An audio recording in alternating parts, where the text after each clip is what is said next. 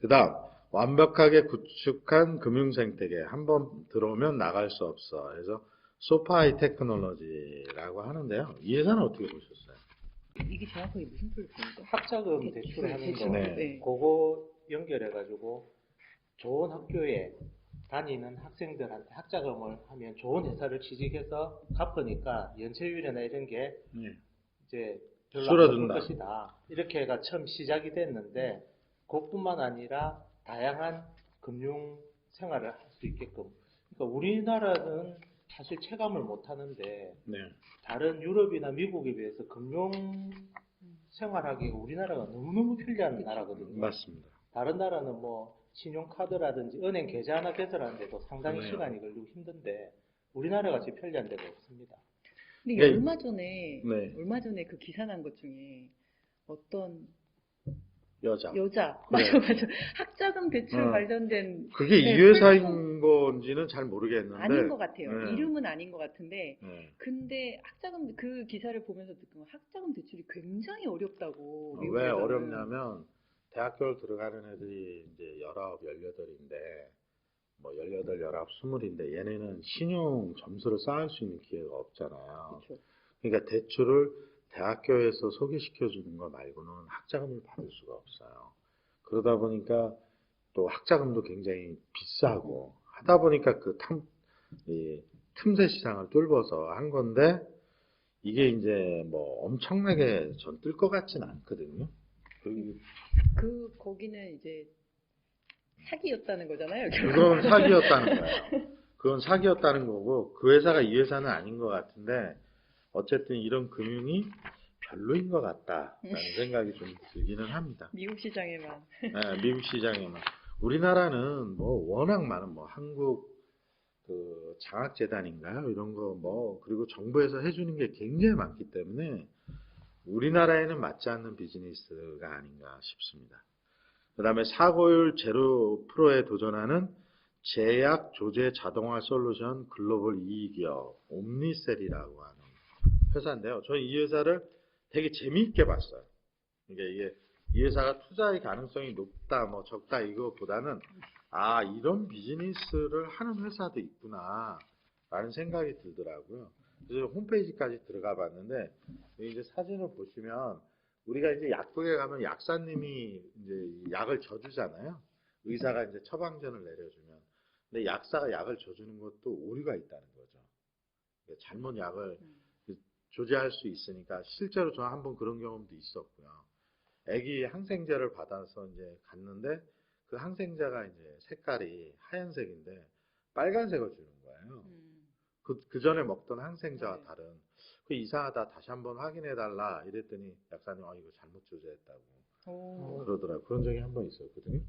그래서 이제 더 관심 있게 봤는지 모르겠는데 이 제품은 이 기계가 알아서 약을 다 분류해서 다 제조해서 딱 이렇게 만들어준다는 거잖아요. 이게 이제 대형 병원 같은 경우에 이 투약 그 실수가 굉장히 많답니다. 저도 통계 자료 여기 책에 나와 있던데 깜짝 놀랐거든요. 정말 약을 이렇게 잘못 주는 경우 이렇게 많다니까. 근데 대형 병원에서 환자 수도 많고 각 이제 처방전도 많고 하니까 그 부분의 실수를 줄이기 위해서 기계화해서 자동으로 다 조제도 하고 그 여기 보면 서랍처럼 생긴데 불까지 들어오니까 이번에 나갈 약은 어느 환자에 누구라는 거 확인해서 투약할 수 있게끔 하니까 그런 실수를 완전히 줄여주겠다는 게 맞습니까? 자, 그 다음 60년 만에 등장한 정신의학계의 게임 체이저 카루나. 이 공황장애 약이죠? 이게 그 예전에는 정신분열증이란 그런 표현을 썼는데 요새 조현병? 조현병이라고 하죠. 근데 이게 미국인의 5명 중에 1명 꼴인가 그 정신질환 비슷한 그런 걸 앓고 있다고. 너무 좀 수치가 높아서 그러니까 그게 맞는가 싶을 정도인데. 근데 병원을 가니까 알게 되는 거잖아요. 예. 그렇죠. 안 간 사람들도 있을 거니까. 맞아요. 근데 조현병은 그거보다는 훨씬 수가 적긴 한데 상당히 우리 생각보다 많은 모양이더라고요. 그래서 이 회사의 주식은 지금 15% 하락했습니다. 작년 9월 대비. 읽으면서 이런 제약사는 제가 생각하기엔 많을 것 같은데 이거 굳이 하나로 이렇게 추천할 만한 정도의 약인가? 그렇게 따지면 모더나는 뭐 아직도 주가가 엄청 높았어요. 예전에. 하여튼 저는 그렇게 생각을 했습니다. 자, 그 다음에 60년 만에 등장했다는데요. 그러니까 그 다음에 이제 미래와 관련된 소개하는 회사가 4개가 있었습니다. 지구에서 가장 소중한 자원을 지키는 100년 전통의 글로벌 기업 이보쿠아. 이 회사는 뭐 하는 회사냐? 물입니다. 물 하는 회사죠. 그러니까 이런 그 물은 우리나라는 뭐 한국수자공사가 사실 다 관리하고 있잖아요. 근데 미국 같은 경우는 도시마다 이 물을 제공하는 회사들이 다 민영화돼 있잖아요. 그렇죠? 그래서 제가 예전에 투자했던 회사가 캘리포니아 워터하우스인가? 하여튼 그런 회사가 있었는데 그런 회사들은 안정적인 수요가 있기 때문에 대부분 배당주에 많이 해당이 돼요. 근데 이 회사 같은 경우는 단순히 그것뿐만 아니라 산업에서도 많이 쓰이는 그런 물들을 만들어내는 거죠. 반도체라든지 제조에. 이런 회사인데 주가는 날아갔습니다. 그러니까 50%가 여기 올랐더라고요. 투자하셨다고요? 아니요. 그 뒤에 다른 있는 안 다른 회사를 투자했죠. 그래서 아쿠아, 이보쿠아 워터 테크놀로지 주식 이제 저희가 이 재테크 공부를 하면서 하나 제가 생각이 바뀌었던 게 첨단 뭐 이런 것도 좋지만 전통적인 산업에서 물 관련된 비즈니스하는 회사들이 되게 많고 생각보다 그 회사들이 돈을 생각보다 많이 벌더라. 그리고 또 하나 그렇게 안정적인 회사들은 대부분 배당주라 이 배당률도 상당히 높더라. 그런 생각을 가져봤습니다. 그 다음에 그것과 또 유사하게 나온 게 우리 집 전용 수도관 관리사 수질 관리도 스마트하게 해서 배저비터라는 회사가 있습니다. 이 회사는 이제 물의 흐름을 결국 IoT의 회사죠.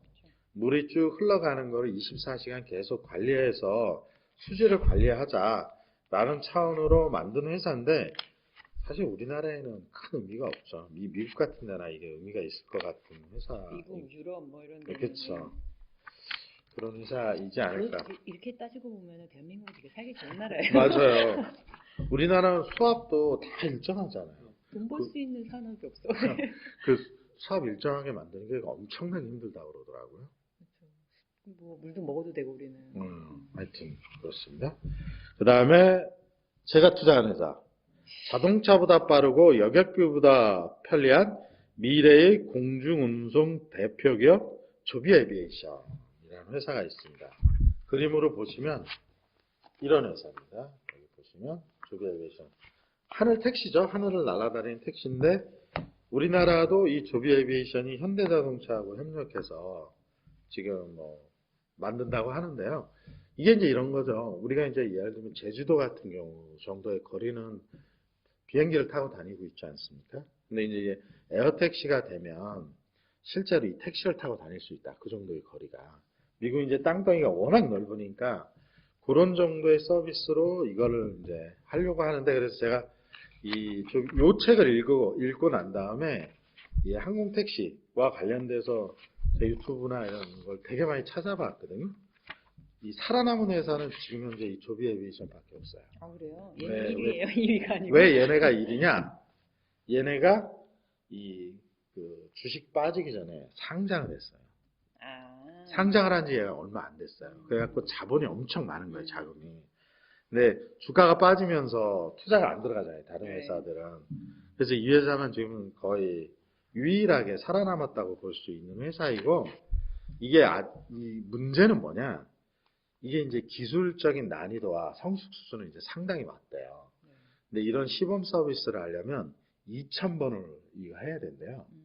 뜨고 날고 어느 일정 거리를 왔다 갔다 하는 걸 2,000번 이상 해야지만 미국 연방항공청에서 허가를 내준대요. 시범 서비스를. 근데 허가를 내주는 건 내주는 건데 공식 허가를 내줘야 서비스를 할 수 있잖아요. 근데 미국도 공식 허가를 내는 서비스의 로드맵이 확정돼 있지가 않대요. 그러니까 뭐 자동차 뭐 바퀴가 4개 되고 뭐 안전기준 이런 게 있잖아요. 미국 자체도 아직 그게 다 확정돼 있지 않은 거예요. 이 조비 에비에이션은 기술 기준으로는 이제 거의 다 올라왔다. 그 다음에 2000번 이상 이것도 다 했다. 다 했는데 정부에서 허가만 내주면 되는데 허가를 내주는 기준이 지금 애매하다고 합니다. 제도만 만들어준다면 날아갈 정도입니다. 날아갈 준비가 돼. 그걸 이 볼트 톨이라고 하더라고요. 책에 보면 이게 올해 말까지 준비를 마치고 내년부터인가 상용화하겠다는 식으로 돼 있대. 정부에서 허가가 안 나면. 근데 정부에서 이거를 미국에서도 허가를 내주려고 노력을 많이 한대요. 왜냐하면 완전 신비즈니스고 지금 중국이 이거를 많이 치고 올라가잖아요. 이 에어택시 전기로 움직이는 에어택시를 중국이 지금 뭐 엄청 치고 올라가니까 그 세계적인 표준을 빼앗기지 않으려고 미국이 많이 하려고 그러는데 이 생각보다 안전 기준을 만드는 게 굉장히 어려운가 봐요. 예. 왜냐하면 이제 비행기라면 높은 고도에서 날고 수십 년 동안 검증이 됐기 때문에 기준이 명확한데 예를 들면 이거는 이제 저걸 쓸 수도 있잖아요. 테러 같은 거에. 그죠? 그냥 갖다가 박아버리면 아니, 끝이니까. 왠지 더 힘들어질 것 같아. 지금 뭐 중국에서 뭐 정찰부 이거 띄워가지고 이러니까 더 힘들어질 것 같은데 왠지 분위기가. 우리나라도 이거 용산에 요번에 하겠다고 오세훈 시장이 발표했죠. 그래서 용산에서 한강을 끼고 이게 이제 처음 서비스니까 위험하니까 용산에서 떠서 한강을 따라 쭉 가서 바다로 가서 인천공항까지 가는 걸 2025년부터 하겠다고 서울시에서 발표를 했어요. 택시네요. 네. 공항 택시.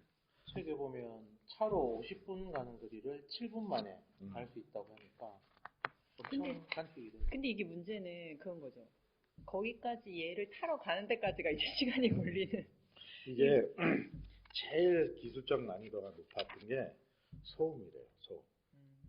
이제 TV에서 가끔 보면 이 소리가 되게 크잖아요. 이 소음을 줄이는 기술이 핵심이라고 그래요. 이제 뭐 배터리나 이런 조향 기술은 거의 다 성숙화가 됐는데 이 프로펠러 돌아가는 소음을 줄이는 기술이 상당히 핵심이다.